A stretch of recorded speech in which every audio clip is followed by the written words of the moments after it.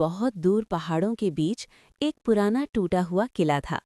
किले के भीतर एक अजीब सा बगीचा था जहां अलग अलग तरह के बीज चमकते रहते थे। उस जगह एक थका हुआ घोड़ा खड़ा था जिसकी आंखों से आंसू बह रहे थे। उसकी नज़र एक अनोखे पौधे पर टिकी थी। वो पौधा चांदी जैसा चमक रहा था और उस पर नीलम जैसे नीले बीज लटक रहे थे। घोड़ा धीरे से बोला, जिस दिन कोई सच्चे दिल वाला इंसान यहाँ आएगा और कठिन परीक्षा से गुजरेगा, उसी दिन ये रहस्य पूरा होगा।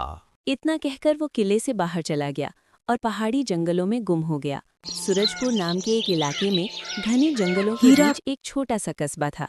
वहीं दो भाई रहते थे, अर्जुन और मोहन। एक दिन अचानक खबर आई कि उनके बूढ़े पिता की तबीयत बहुत खराब हो गई है। दोनों भागते हुए घर पहुंचे। वैद्य ने जांच कर गंभीर आवाज में कहा, अब इनका इलाज संभव नहीं है। कुछ ही देर बाद पिता ने आखिरी सांस लेते हुए कहा, अर्जुन, मेरे बाद सारी संपत्ति बराबर बांट देना। अपने छोटे भाई के साथ न्याय करना। और उनकी आंखें हमेशा के लिए बंद हो गईं। समय बीता। अर्जुन की पत्नी किरण बहुत चालाक थी। उसने एक दिन अर्जुन से कहा, अब संपत्ति बांट दो, लेकिन समझदारी से। अच्छा हिस्सा अपने पास रखना। उनके पास दो बाग थे। एक हरा भरा आमों का बाग था, दूसरा सूखा और पत्थरों से भरा। किरण बोली, अच्छा बाग अपने पास रखो और सूखा वाला मोहन को दे दो, और जो टूटा फूटा मकान है वो भी उसी को दे देना। अर्जुन मान गया। अगले दिन उसने मोहन को बुलाया और वही फैसला सुना दिया। मोहन दुखी था। उसकी पत्नी सीता को ये साफ अन्याय लगा, लेकिन झगड़ा बढ़ाने से कुछ नहीं होने वाला था। मोहन चुपचाप टूटा हुआ घर और सूखा बाग लेकर रहने लगा। दिन गुजरते गए। मोहन रोज उस बंजर जमीन पर मेहनत करता, पर कुछ भी नहीं उगता। घर में अनाज भी खत्म होने लगा। एक दिन सीता ने कहा, किसी व्यापारी से थोड़ा कर्ज ले लो और छोटा काम शुरू कर लो। मोहन ने गांव के एक व्यापारी से कुछ चांदी के सिक्के उधार लिए और पास के बाजार गया ताकि सामान खरीदकर बेच सके। वहीं उसने देखा कि एक आदमी एक दुबले घोड़े को बेरहमी से मार रहा था। मोहन से रहा नहीं गया। इसे क्यों मार रहे हो? आदमी बोला, ये किसी काम का नहीं है, चलता ही नहीं। मोहन को दया आ गई। उसने अपने सारे सिक्के देकर वो घोड़ा खरीद लिया। जब वो घोड़ा घर लाया तो सीता बहुत नाराज हुई। हमारे पास खाने को नहीं है और तुम बेकार का जानवर खरीद लाए। लेकिन मोहन बोला, कभी कभी दया भी किस्मत बदल देती है। अगले दिन वो घोड़े को लेकर अपने सूखे बाग में गया, मगर घोड़ा टस से मस नहीं हुआ। रात को मोहन उदास बैठा था। तभी अचानक घोड़ा बोला, डरो मत, मैं तुम्हारी मदद करना चाहता हूँ। मोहन और सीता हैरान रह गए। घोड़े ने कहा, मैं एक ऐसे जंगल को जानता हूँ जहाँ जादुई बीज मिलते हैं। अगर उन्हें इस जमीन में बो दिया जाए तो चमत्कार होगा। तीनों रात में जंगल पहुंचे और उसी पुराने किले में गए। वहां जमीन पर चमकते हुए बीज पड़े थे। मोहन कुछ बीज उठा लाया और अपने बाग में बो दिए। सुबह जब वो खेत पहुंचा तो चौंक गया। सूखा बाग अब हरे पेड़ों और फलों से भर चुका था। धीरे धीरे उसकी जिंदगी बदलने लगी। वो हर महीने जंगल से बीज लाता और अपनी जमीन में बोता। लेकिन अर्जुन को ये सब देखकर शक होने लगा। वो छिपकर अपने भाई पर नजर रखने लगा। इसी बीच एक दिन सीता गंभीर रूप से बीमार पड़ गई। वैद्य ने कहा कि उसका बचना मुश्किल है। मोहन टूट गया। तभी घोड़ा बोला, अब तुम्हारी असली परीक्षा का समय आ गया है, जंगल चलो। वे फिर उस किले में पहुंचे। वहां वही चमकता पौधा था जिस पर नीलम जैसे बीज लगे थे। इन बीजों में से एक साधारण बीज है। अगर तुम वो बीज अपनी पत्नी को खिला दो तो वो ठीक हो जाएगी।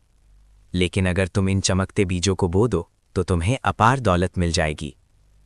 मोहन गहरी सोच में पड़ गया। घोड़ा धीरे से बोला, मोहन, फैसला तुम्हारा है। अगर तुम इन चमकते बीजों को बोओगे तो तुम्हारे खेत में खजाने उगेंगे। तुम दुनिया के सबसे अमीर आदमी बन सकते हो। लेकिन अगर तुम ये साधारण बीज अपनी पत्नी को खिला दोगे तो वो ठीक हो जाएगी, मगर उसके बाद इस जादू का उपयोग तुम कभी नहीं कर पाओगे। मोहन चुप हो गया। उसने बीमार सीता की ओर देखा। सीता की सांसें तेज चल रही थीं। सीता ने कमजोर आवाज में कहा। मोहन, मुझे बचाने के लिए इतना बड़ा मौका मत खोना। तुम अमीर बन सकते हो, मेरे लिए सब मत छोड़ो। मोहन की आंखों में आंसू आ गए। उसने धीरे से कहा, धन फिर से कमाया जा सकता है, लेकिन तुम नहीं। इतना कहकर उसने उस साधारण बीज को तोड़ा और सीता को खिला दिया। कुछ ही पल बाद सीता की सांसें सामान्य होने लगी। उसका चेहरा धीरे धीरे ठीक होने लगा। वो बैठ गई। वो पूरी तरह स्वस्थ हो चुकी थी। उसी समय पूरा खंडहर अचानक चमकने लगा। वो घोड़ा धीरे धीरे प्रकाश में बदलने लगा और देखते ही देखते उसके स्थान पर एक तेजस्वी वृद्ध खड़ा था। मोहन और सीता हैरान रह गए।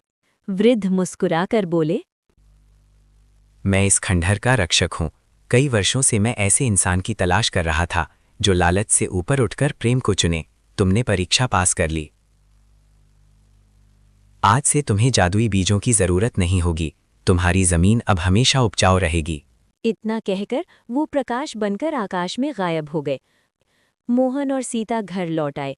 सचमुच उनकी जमीन अब हमेशा हरी रहने लगी। मेहनत से उनकी जिंदगी अच्छी चलने लगी। लेकिन कहानी अभी खत्म नहीं हुई। अर्जुन और उसकी पत्नी किरण ने ये सब छिपकर देख लिया था। उन्हें लगा कि अगर वे भी वो चमकते बीज ले आएं तो अमीर बन जाएंगे। अगली रात वे दोनों चोरी से खंडहर में पहुंचे।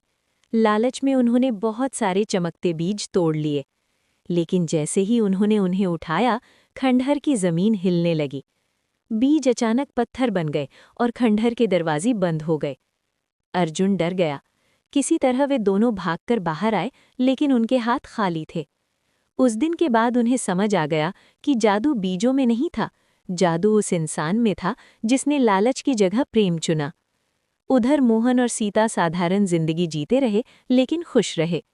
और उस जंगल के बारे में लोग आज भी कहते हैं कि वहां कभी-कभी रात को एक घोड़े की परछाई दिखाई देती है, जैसे वो अब भी किसी सच्चे इंसान की तलाश कर रहा हो।